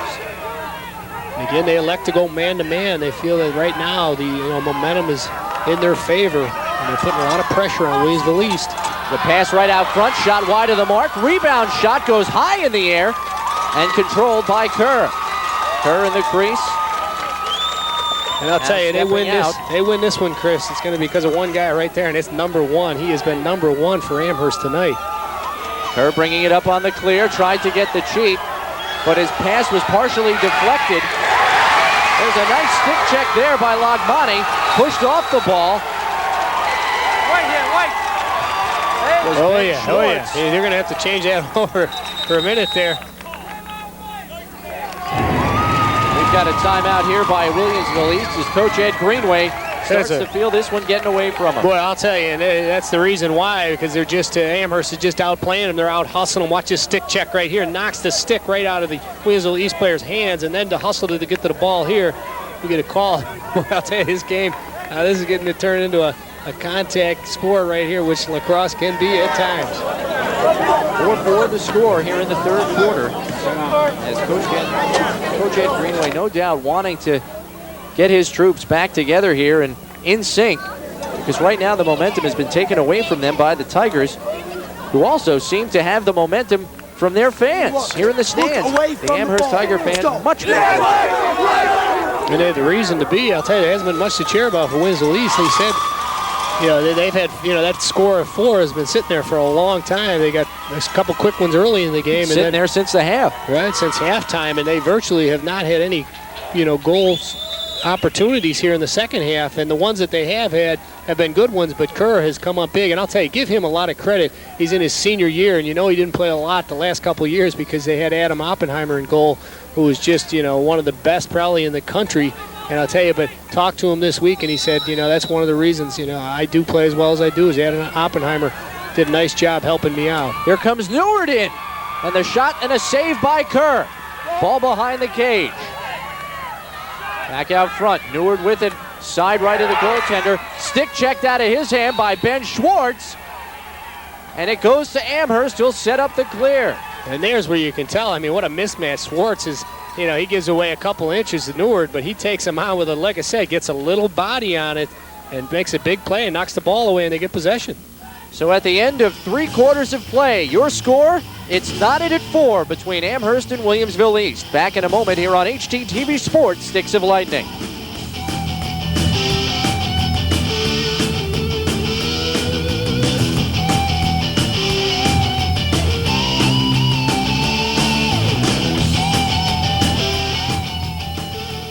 Shop where the pros shop. Score! Specialty Sports, the practice equipment supplier of the Buffalo Bandits. You'll find lacrosse sticks, pads, and helmets featuring such brands as Brine, STX, Warrior, De Beer, and Sport Helmet. We also string and dye sticks. Check out our service department. Where? Score! Specialty Sports at 8216 Transit Road in the Kmart Plaza. Score! The largest lacrosse selection in Western New York. Score!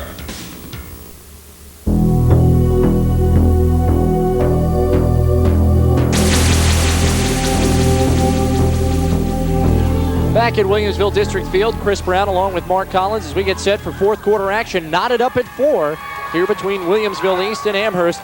And these Amherst fans are getting into it, Mark. Oh, you can tell, that lacrosse it's a relatively new game in this part, up here in Buffalo. And I'll tell you, you can tell that the fans are really starting to enjoy themselves. This is a great spectator sport. It's really starting to catch on here. And I'll tell you, I'll got to give a lot of credit to Coach Henn. His program 2-5. Really starting to build a program here at Amherst, and this is a do-or-die situation. They know they lose. Their playoff hopes are just about done. They have to win all the rest of the games, and this is a desperation game. And I'll tell you, his kids are really reaching down tonight. And part of the reason that Amherst is back in this game, shots on goal in the third quarter. Amherst with 9, Williamsville East with just 4. And those 9 shots got Amherst the 2 goals they needed to tie this game up heading into the 4th. Here's Bergholzer picking it up on possession here to start the 4th. And no doubt they will slow it down and get things set up as Lagmani and Pizzuto come on for the Tigers. Just underway here in the 4th. I tell you, look for Matt Harris to pull the trigger here pretty soon. He's been pretty patient, but he's their big goal scorer, and right now is the time they need. Here comes Harris around the cage. Side right of the goaltender, Otochowski now brings it out top. And covering him there is Spatz. He's going to take his man one-on-one. They clear out on the right side. Can't turn the corner on his man. Tried to get it side left of the goaltender to Bergholzer. Unsuccessful on that attempt. Goes over the end line, but Amherst will retain possession. And there we can look at Harris. Like I said, he's been very patient. He's got a great stick, but I think he's got to go, he's got to get a little more goal-oriented, think and just go to the net a few more times. In that first quarter, Chris, you saw him. He beat his man and got 2 great shots on the net. I think he's got to take it upon himself now to get himself a couple goals here. Defensive changes by Williamsville East. So they get Greg Arnold back on the field, who's been very instrumental defensively. Here comes Bergholzer, tried to get a shovel pass to Lagmani, but wide of the mark. Getting it back is Harris. Harris gets away from his man, Spatz, and now brings it in as they have an advantage in numbers momentarily. But Harris happy to just pull it back out. As Amherst distributing the patience, or demonstrating the patience, that they said they needed to have to win this game. Weil with it now behind the cage, covered by Arnold. Lost it on the ground now. Push from behind, so Amherst will still have possession. And starting with the behind cage this time will be Bergholzer. They're going to look at Arnold. I'll tell you, Williamsville East, they like that matchup right there. Arnold, he's impressed me as a defenseman, and he gets Weil on there, and he's going to take the ball away from him. Bergholzer with it here, as Rayner will cover him.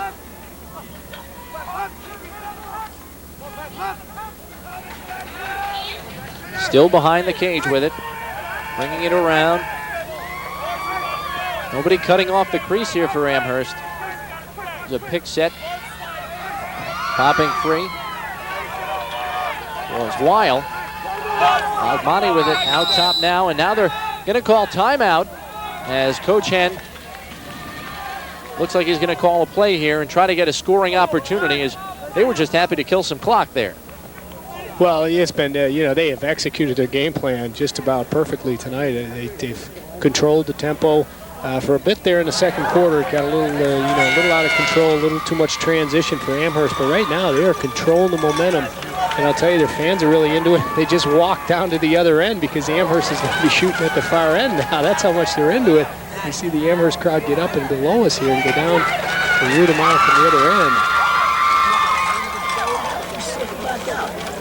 But here we go. Coach Henn is talking about same thing, pass, Relax. Here you go. Get some water. Get some water. Guys. Here you go. Have some fun, guys. Have some fun. 1, 2, 3. Tigers! And Come on! And now Amherst set up something here. As we just saw the mark, they were just simply rotating around the cage, not even looking to shoot, not looking for anybody on the doorstep. Now I guess we should expect something here after the timeout. Yeah, well, that's what's been working for them. They've been patient. They've been, just moving the ball a little bit around the outskirts, either running it, keeping it in the individual stick or passing the ball around and making the defense work a little bit. Matthias loses the handle as it's a loose ball. Scooped up by East. Mishandled, though. Odachowski tried to get it. Now it's just flung the length of the field on a cheat. Uh-oh. And look what happens here. Duggan almost had it one-on-one with the goaltender. Couldn't handle it as it rolls behind cage, but he scoops it up back there. We'll see what East can work here. Harag with it. And he has been awful quiet tonight. Harag side right of Kerr. Coming in one-on-one, trying to roll and get a shot off. Wide open on the other side of the field is Duggan. Amherst is trying to get a change, but here comes Lagmani the other way for Amherst. Lagmani in a heap of trouble as there are about 5 Williamsville East players around him. But Coach Henn got the timeout before Lagmani lost possession. Boy, I'll tell you, Coach Henn, here's a look at it. He has been getting the opportune timeout calls right there. This player was in, like I said, a heap of trouble. 3 or 4 East players converging on him, and they get a timeout call in the nick of time. No! Then let's play with discipline. And Coach Ed Greenway, very vocal in his huddle with his team. Right out loud, they've been on this end for the last 30 minutes. Put the ball down there, move the ball. If you don't have the ball, you're moving without it. Play the game. Gentlemen, we gotta have passion right now. Obviously, some people do, and others don't. And you win with passion. Let's start showing it. Come on. You think Coach Ed Greenway is into this game? Well, I'll tell you, he's hoping that a little bit of that passion that he has is going to, get out on the field in the form of his players, because they have been virtually no emotion at all here in the second half. I mean, the expressions on their faces, they just have these glum looks on them. And coach is saying, hey, play the game with some passion. I mean, this is a fun game to play. I mean, he's also telling them move. I mean, when you don't have the ball, move without the ball. There we go. Look at it there, Chris. Shots right there. Amherst 15, Williamsville East 19. That was a lot more lopsided in the first half in the favor of Williamsville East, though. Harris with it out top for Amherst. Errant pass. Looked like a defender got a piece of that, but the ref says no, and East will set up the clear. Now, the other thing about Coach Ed Greenway, real quick, Mark, sorry to cut you off. Oh, that's all right. But he's got it's important for a coach to recognize when his team needs a kick in the pants, and I think he knew that his guys needed a kick in the pants to really get going. It's the fourth quarter of a tie game. Oh, there's no question about it. I mean, he no matter if they win or lose the game, one of the things that's important to him is these kids, just go out there and they, like you said, play the game, play it the way it's supposed to be played, play with some emotion, move without the ball. There you go. Look at the shot and the score by the long stick mini. It's Greg Arnold. As we're talking about it, I'll tell you, his like I said, that passion, it went right through him into his players, because they came out after, and they make that deflection to get the possession of the ball, and they come right down and score. And here's a look at it. What is Arnold doing up there? He goes over, the midi stays back, and he just gets a good torque on that big stick and lets it fly. And I think he surprised the goalie. I'll tell you, for a defenseman, you'd think he'd done that a few times, because that was a pinpoint accuracy on that shot right there, Chris. And actually, Arnold listed as a defender. But he's done it before. That's his second goal this season. But he plays some long stick midi and sneaks up over sometimes. You're absolutely right, Mark. And it couldn't have came at a bigger time right there. So a 5-4 lead here for East, as we are now in the fourth quarter. And we'll see if they can steal some momentum from Amherst here, as they now have possession again. Coming behind the cage is Newell. Side left of the goaltender, Kerr, is Duggan. Back to Neward behind the cage, covered there by Clapper. Looking for a man on the crease as they're working some picks. Neward gets it out top. Errant passes. It goes off the cross of C.J. Coy. trying to get it back, and successful in doing so is Ricky Newer. Gets it over to Coy. Now to Neward. Neward winds up, takes a shot, saved by Kerr. And Kerr sends it right down the middle of the field. It gets through, and almost to Bergholzer, who would have been one-on-one with the goaltender. It's lost by Odachowski out in front. Bergholzer trying to send it in. It's wide of the mark. Behind the net now. Still loose, and we have a whistle. And there's a push ball. It's going to be Williamsville East ball. Well, you sit down in your seat. I thought you were going to jump out the window on that one. A little excitement in front of the net. A little. Watch this here. Here's Odachowski, loses the handle before the stick check even comes, almost gives it right there to Matthias. Bergholzer in front of the net, on the doorstep, tries to rake it. Oh, he just misses by inches. It's getting wild here. 5-4, the lead for Williamsville East. They finally get the clear up and over midfield and into the goal area. Loose ball on the ground, but picked right back up by the Flames. Shot right on, wide of the mark as it bounced too far in front of the net. Kerr was right on that one and fighting the Williamsville East player for the ball. And now a little bit of acting by Andy Kerr. And a smart move there. Because, hey, if he draws a penalty, Amherst is in the man up. And here's a look at it. Nice effort by Williamsville East, but we get a look at Kerr. He goes to the race for the end line. He goes over to the theater here and puts on a little sideshow. But I'll tell you, what else can he do tonight? Clapper to start the clear here off the whistle. In the middle of the field, an errant pass and a turnover. Right on the doorstep. Shot, score! Ryan Neward with his third of the game, and it's a 6-4 lead for the Flames. That's the telling tale we talked about right there, the giveaways, and right there, that was a unbelievably big giveaway. It's a play right here, and it's just a nice recognition on the change of possession. He gets it down to Neward, and Neward obviously knows where to put it. He's put it in the net. I think that's his hat trick for tonight. Yes. That was the big giveaway right there, Chris. I believe that was Clapper that was looking for Harris and just overthrows him. And as we said, when Williamsville East gets that turnover, boy, they know what to do with it. It is in your net in a hurry. And you're really caught with your pants down on the clear because you're so flat defensively. Your two defenders are flat and wide of the goal. They just can't get back to the middle of the field in time on transition like that. Here's another shot by East by a long stick midi. Wide of the mark, but East will retain possession. Well, I'll tell you, sometimes those little passionate talks on the sidelines will do it, and sometimes they won't. And tonight, it's work for the coach. You know, you look for leadership on the field, but he wasn't getting anything from any of his players, and he had to do it for himself. And there's a lot of credit to him as a coach to be able to take his team and wake them up. Coach Greenway giving his team a kick in the pants, and they respond with 2 straight goals here in the closing moments of the fourth quarter. They now have a 2-goal advantage on Amherst.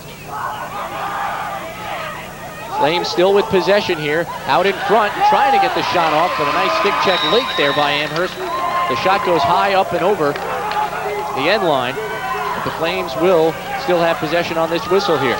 Coy thought he had a wide open shot, but a great hustle play by Wozniak to come down and get the stick check. And the clock starting to become a bigger enemy to Amherst than Williamsville East. They need possession badly. Controlling out top now is Farag. Gets it over to Coy, and now back behind, and now back. And this one to Duggan. He hands it off to Ricky Neward. Neward side left of Kerr. Amherst is going to have to pick up a little bit tighter on defense here. Like you said, they need possessions. They need a turnover here. They got to get out and start checking the sticks. Now top with it here. And now bringing it down the right side, double team, push. And there's a flag as you're going to have a slash called on Amherst. If anything, I thought it would just be a push in the back and East would retain possession, but the ref throws the flag. And this could like you spell the end for Amherst here. The push with possession would have been a 30-second penalty, but they're going to give him, like you say, the 1-minute slashing penalty. And that could be the dagger in the heart of the Amherst Tigers here. They're going to be man down. East in the man-up situation. If they score here, they could put this one away. Yeah, this is really a crucial point in this game, and this is a crucial game, like we said, Chris. Amherst needs this one if they have any hopes of going on into the playoffs. You know, they're 2-5 right now. They dropped this one. They're virtually out of the playoffs. But, you know, then again, I got to say, you know, we give him a lot of credit to Coach Henry. If they yell black, his team has come to play today. They really, you know, kept East in check all the way up into the end of the, you know, almost to the end of the game. Well, going into the fourth quarter, I don't think the one Williamsville East squad would have thought they'd be tied with this Amherst team. Right, and now the fans are there. There's a little yawn from that guy. He's tired from all the cheering that they've done. Some of the Amherst fans a little quieter now. They've had a lot to cheer about, but, you know, this game is not over. You saw how quick the Williamsville East just scored their 2 goals.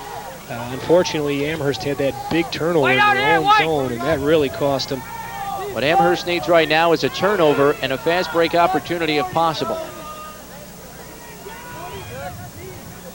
But it looks like East is going to come out in the 33 set. We'll see if somebody eventually goes behind cage, as they are in the man-up situation. Neward. Now side left of Kerr, back to Neward, out top. On the right side. Behind cage, looking for somebody in front. Can't find anyone. Now there's the fire. Saved by Kerr as it goes to his left. And it's run down by Spillman, but he can't pick it up. East still has it. Pass out front. Side shot just over the crossbar. As rifling it there was C.J. Coy. Step it out over there a little ways. Coy just on the catch and release just lets a nice sidearm shot go, but those are tough to put on net. That's a tough shot to get accurate. Botkin with it behind cage.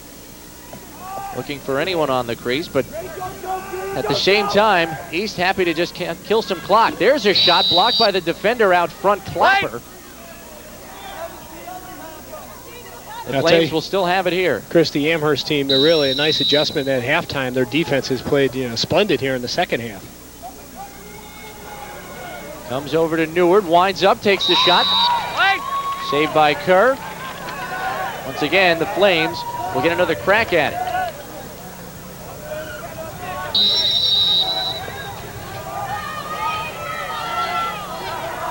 Man-up situation almost done as another shot goes wide of the mark for the Flames.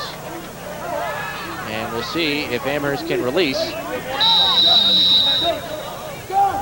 There he goes, he released. Harris comes into the play, shot right on, another save by Kerr. Pulls it into the crease, and now East called for reaching into the crease. So the Tigers will set up the clear. So that gives them the opportunity. They shut that down on the man up, and they get a quick goal here. They need to move quickly. This is where they got to go. This is where they got to go to Harris. I mean, he's their best player. You got to get the ball in his stick. Clear.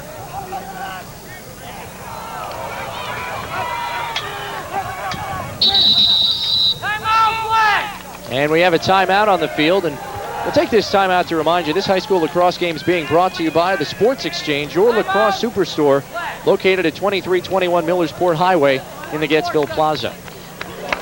You know, there's no question there. We can look right there. There's Bodko, one of their better offensive players, and it really hurts not having him. Not only do they have the numbers, but offensively, you know, we're talking Matt Harris. You know, he scored some goals for him, but he's had to pretty much just sort of run the offense today, you know, to keep his team patient.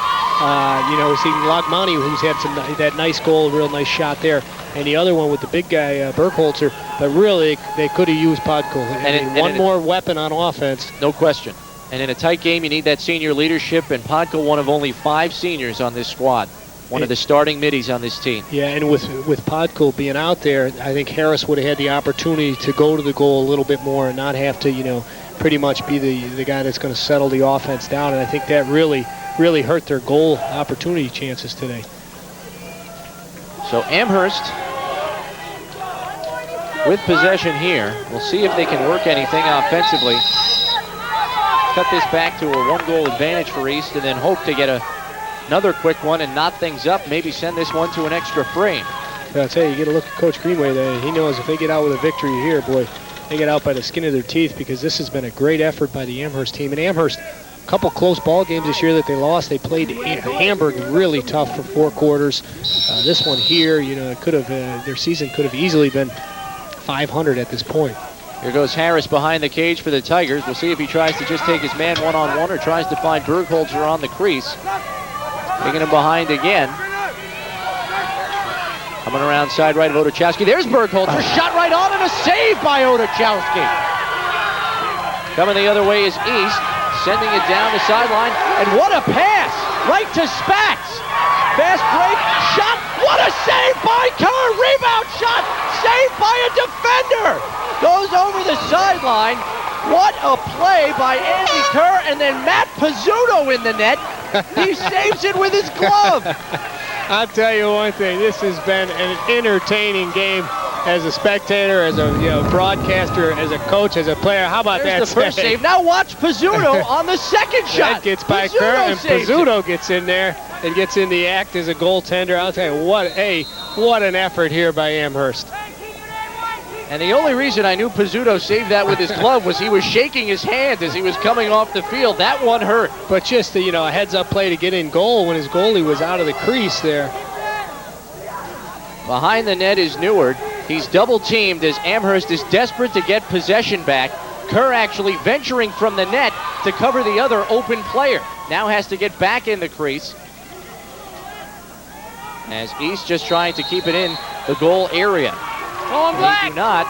I may have We're in the final 2 minutes here. I may have to bring a blood pressure pump next game and take your pulse at halftime. Either that or get me a seatbelt. As Amherst does the cheat clear, they just simply have to get it down there and get some shots on goal quickly. They get possession momentarily, but now it's lost. And East just happy to fling it down to the other side of the field. As Neward controls for the Flames. Bringing it in now as we're in the final minute of play here. Looking to get one final shot off. Takes the shot and wide of the mark. Loose behind the cage. This one isn't going to find the end line as it's controlled there by C.J. Croy. Croy with it. And there's the final horn. And your final score, Williamsville East 6, Amherst 4. We said it was going to be a competitive game. The rivalry continues. At times, Mark, this one was electrifying. Oh, this was just a fabulous lacrosse game. I mean, a great matchup. Both teams just played their hearts out here, Chris. Like I said, but we got to give Amherst. I mean, even though they lost on the scoreboard, I think that's a victory for his program right there. They played a terrific lacrosse game. Their defense really picked it up in the second half. Their goalie, just Kerr, just a spectacular game for him, and I think that's what the coach is telling him right now. Awfully proud of him. No reason for the Tigers to hang their heads by any means. A very good effort on their part. And as we look at Coach Greenway addressing the Williamsville East Flames, a hard-fought victory, and I think Coach Greenway knows they got away with one tonight. We'll be back in a moment to wrap things up from Williamsville District Field, where your final once again, Williamsville East 6, Amherst 4.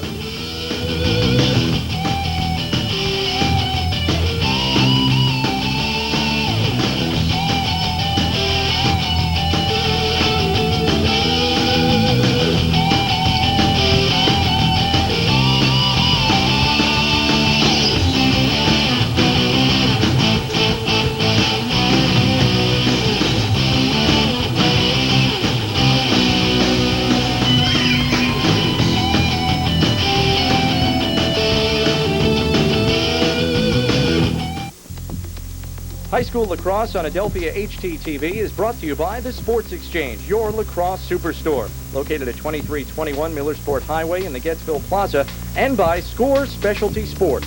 Shop where the pros shop.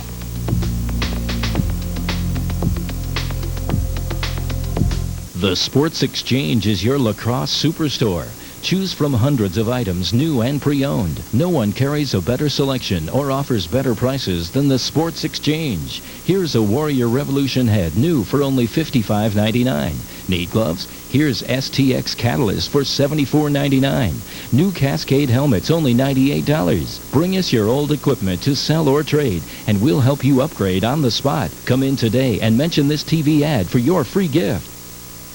Shop where the pros shop. Score! Specialty Sports, the practice equipment supplier of the Buffalo Bandits. You'll find lacrosse sticks, pads, and helmets featuring such brands as Brine, STX, Warrior, DeBeer, and Sport Helmet. We also string and dye sticks. Check out our service department. Where? Score! Specialty Sports at 8216 Transit Road in the Kmart Plaza. Score! The largest lacrosse selection in Western New York. Score!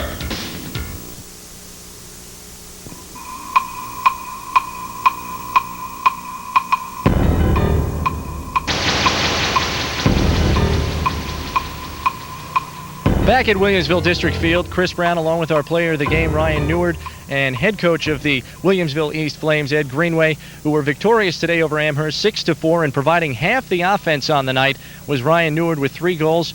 And Ryan, were they looking to get you one-on-one, some one-on-one matchups, some isolation, or were you just able to beat your guys one-on-one today?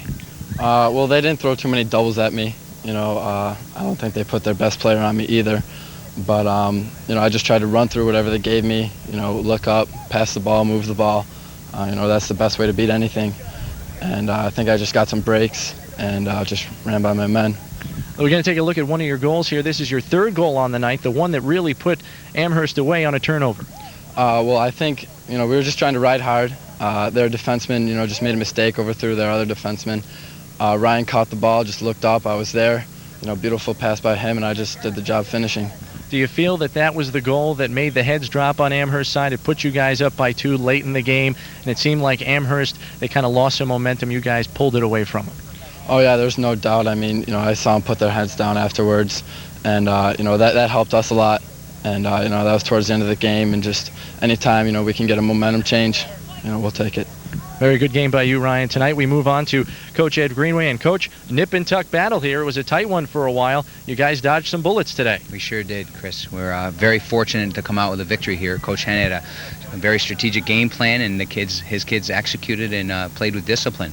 And we, more or less, they shut us down in situations that we didn't adapt to. But when it came time to really play, I'm very ecstatic and very proud of my players, how they responded. Tied at 4 in the 4th quarter there, and there was a time when you pulled your guys aside in a timeout and felt it was necessary to light a fire under them, so to speak. Let's take a look at that, your speech here in the 4th quarter with the score tied at 4. Right now, they've been on this edge for the last 30 minutes. Put the ball down there, move the ball. If you don't have the ball, you're moving without it. Play the game.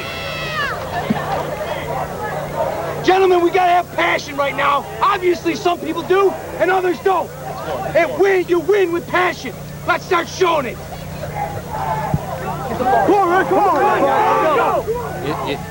Well, you're talking about passion there. Just what were you trying to do? I mean, you were trying to just instill some fire in these guys, get them to finish the game with a good offensive spurt? I think that's really exactly what we were trying to do, Chris. There's times that we fall into lulls. High school sports are naturally that way. We need to play for the precious moment, and a lot of times in high school, kids don't think about that. And with this particular type of game, the rivalry we've established over the 6 years, going back to the sectional play and so forth, we need to play with more passion, and the kids went and did that. I guess if we have to get a little fire and brimstone, we got to do it, but it worked, and we're very happy about that. An excellent game, Coach. Good job. Williamsville East wins 6-4 over Amherst as the kick in the pants works for head coach Ed Greenway. Back to wrap things up in just a moment here on HTTV Sports Sticks of Lightning.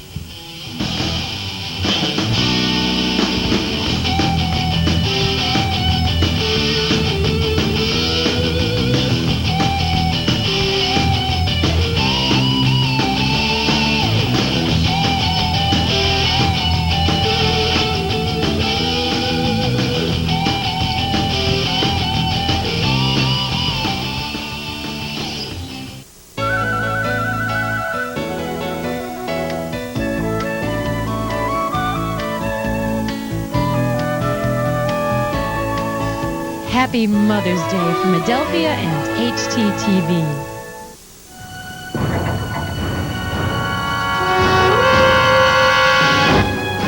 The Need, 53-Day, Stall, God's Children, Brother Project, Blind and Bishop, Mudtown Rudy, Allison Pipitone, Greg Kleiman, Mersey, Puddle Jumpers, Only Human, Pollyanna, We 73, Skunk, Fitz You, Doom Buggy, and of a Spear, Plastic Nebraska, Kinsman Cage, Indie Music, Independent, on sale, on the net, Online Express, music.com.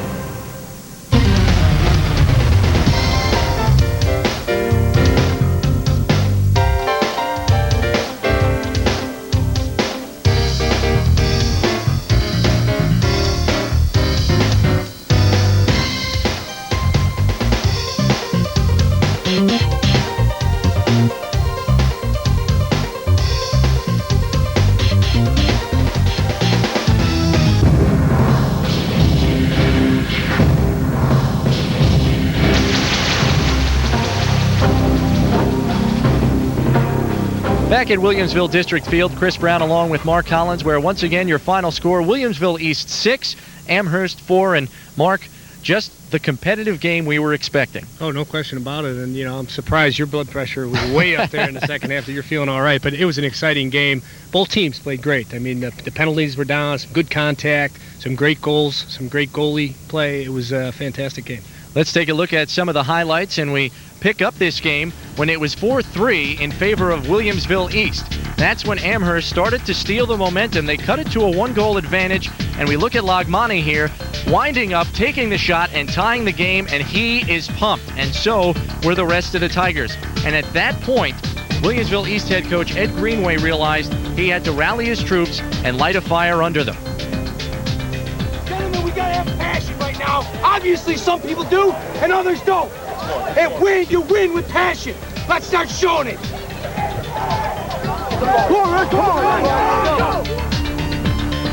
And after that fire and brimstone speech, it was all Williamsville East. Here comes Greg Arnold, who snuck up the right sideline. The defenseman takes the sidewinder shot, rifles it home for a 5-4 Williamsville East advantage. And then the final dagger in the heart of the Amherst Tigers came on a turnover as Clapper, with an errant pass on the clear, it's intercepted by Ryan Botkin. He comes right in, finds Ryan Neward on the doorstep all alone for his 3rd goal of the game, and that proved to be the final score. 6-4, Williamsville East comes out on top in a hard-fought game over Amherst. We take a look at some some final stats. And Mark, some interesting statistics here. We thought 50 ground balls were necessary for Williamsville East to win. They did not get that. Well, I'll tell you, in the opening we said 50, and they do win. And tonight they didn't get their 50. And like I said, they snuck out of here with a victory. They only got the 38 ground balls. And because Amherst was just much more aggressive, especially the second half, they came out and really took it to them. You see there, 45 ground balls. Goals, obviously 6-4. That was the final. Total shots, you look at Amherst, only 17 on net. Williamsville East right there, 33. That's where the credit's got to go to Kerr, the goalie for Amherst. Outstanding game for him. Big night. Really kept his team in it. And the saves you see there, everything else was pretty even. And I'll tell you, Chris, like I said, I think Williamsville East really snuck out of here with a victory. Yeah, Amherst, I think a lot of people would like to say, put up a tremendous effort today. No reason for them to hang their heads by any means. Oh, no question about it. They come in here 2-5, playoff hopes, really on the line. Best effort I think they gave all season. The coach was really happy. You could see at the end of the game, even though they lost, I think he was very proud of his team. He had to be. They played great. Once again, your final score, Williamsville East 6, Amherst 4. A reminder that one of our upcoming telecasts... Yeah, we got a good one coming up next week. Again, we got the Sweet Home team playing West Seneca. And I'll tell you, Sweet Home this year, they're having a good season. And, obviously they're always well prepared and ready to play with John Fowler. But with Brian Hanselman, he's a real good player. He really could score some goals for him. So that should be a good contest next week. And that one's coming your way on Saturday the 15th at 2:30 p.m. Once again, your final score, Williamsville East 6, Amherst 4. Amherst puts up the valiant effort, but comes up just a little bit short. For Mark Collins and all of us here at HTTV Sports, this is Chris Brown saying so long from Williamsville District Field. Thanks for watching, and good night, everybody.